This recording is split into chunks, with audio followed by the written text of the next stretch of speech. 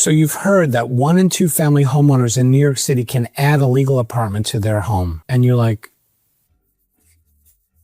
actually, it is absolutely true. You see, New York City homeowners, there are 450,000 of them. They may qualify to be able to add a legal apartment in their home. It's amazing. In 2026, this is a whole new opportunity for homeowners.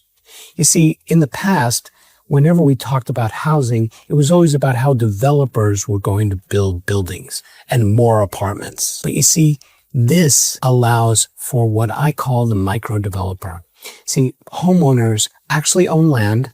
They live on that land with a building. And now they have the option to add an income producing part of that home as an apartment. This is great news. So in today's video, in less than 10 minutes, what we're going to do is talk about what a New York City ADU is. We're going to talk about the different terms and the different styles of ADUs that the city uses to describe them. Then we're going to talk about 2 of the most important things that you should know about your property before you do anything. And at the end, if you hang on, we will give you the option to instantly figure out the likelihood that you could actually build one on your property. So stick with me. I'm Robert LiMandri, and I have been helping buildings get built for over 30 years in New York City. In fact, I was the New York City's buildings commissioner. And what did I learn? I learned that homeowners are at a disadvantage. It's true. See, builders do it every day. They know exactly who to call. They know what the rules are. They get their stuff built. So developers can be really successful because they do it every day. They're like, okay, we'll buy this property and we'll build a building and then we'll go do this one, right? But homeowners don't do that. But today in New York City, if you own land as a 1 and 2 family homeowner, you can be someone who makes more money from your property than you currently do. So let's get into it. So what is an ADU in New York City? It's a legal apartment. It has to have its own entrance to the street. It can only be 800 square feet large, which is not that bad. You know, that's like a good New York City 1-bedroom apartment, right? And those apartments, depending on which style, there are certain requirements. Let's talk about the different styles of accessory dwellings that are allowed in New York City. One is the detached ADU. That's the one everyone talks about. That's what they also call a granny flat. It's a separate building in the backyard of a home. Now, what that requires, I think we all know, it needs a big backyard. It needs to be able to fit in that yard, not too close to the property lines and not too close to the existing structure on that home. So that is what we call a detached ADU. In New York City terms, there's one called an attached ADU, and it's just what it is. Think of doing a large extension out of the back of your home. That is what they call an attached ADU. The next one is an attic ADU. If you have a very large attic where you could stand up in and walk around and there's a lot of area, then that might be an option for you.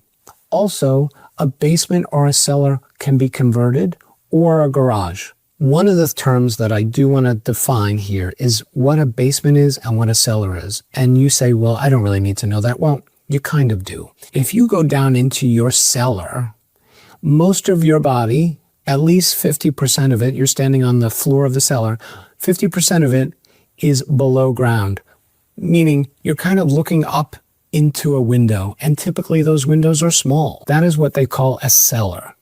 If you're in a basement, 50% of your body is above the ground outside.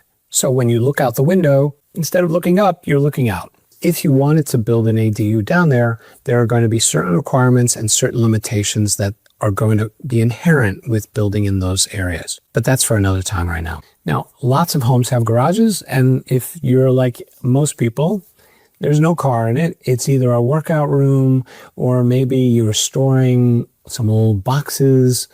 It's not really usable. But today, you could actually convert that into an apartment. And this is great news. So those are the different styles of accessory dwelling units that you could do in New York City. Now, I want to talk about one concept that is really important to the conversation, because when people hear that they can build an accessory dwelling unit up to 800 square feet, they immediately think they can build 800 square foot building in their backyard, or they can attach an 800 square foot apartment to their home. That's not really the case. You see, there are zoning regulations that you have to comply with. And what that means is that every property in New York City has certain restrictions. Not to get too deep here, but height, setback from the street, side yards, rear yards, all of those things are important. The one thing that you should know is what they call floor area. So to introduce floor area to you, if you're not familiar, if you are, I'm sorry, but floor area means how big the building can be. As a simple example, if you were to take a 40 by 100 foot lot, and that's a standard lot size for many single family homes in New York City, that 40 by 100 foot lot actually means that it has it's actually 4,000 square feet. 40 times 100 is 4,000, okay? In some districts, that home is allowed to be, that has a factor of 0.5, meaning that piece of property, as long as it meets all of the other requirements, can be 2,000 square feet. And that's important to know. So you're like, why are you telling me all this? Well, you need to know that because you need to know what you're allowed to build up to, because an 800 square foot ADU on a 2,000 square foot house size means that your house could only be 1,200 square feet. So, and that's probably not normal. So, when you're starting to think this through, remember, you have to figure out what your current lot allows, meaning the floor area. Then you need to know what your current building is built to, and then adding on. So what's left? Think of it that way. If you took 2,000 square feet, you minus the size of your current building, let's say it's 1,700 square feet, you have 300 square feet left to add.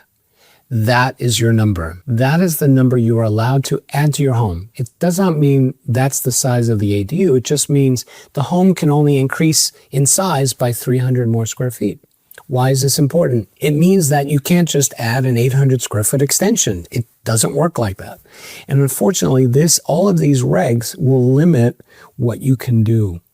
And as you move through this process, you're going to start to learn this. But early on in the process, you should know some of the limitations that are going to be presented to you, because you don't want to spend a lot of money with an architect or a contractor and realize you actually can't get what you want. You want to figure that out early, not later. That's the important thing. So if you're still here, then this is great, because this means that you are probably one of these, what we would call early adopters, and you want to learn more. So you need to learn about your particular property. At ADU Advisory, you can type in your address. We will give you our initial take on your project. We will tell you items that we found through public data sources, and we've put our own spin on the likelihood that you'll be successful. Essentially, a very quick way to look at a parcel and go, good candidate or not such a good candidate. And based on that, you can get an idea of the types of things that are going to come up in your feasibility study. I encourage you to go to ADU Advisory, go to Get My Score, and get your readiness score to see how you sit. That is really the first step. And once you do that, you're going to learn along the way. So stick with the Powerful Homeowner. We will be back to you in this series and give you more information and more tips about how to be successful, how to limit your risk, and how to ultimately win at developing your property to give you income on a monthly basis.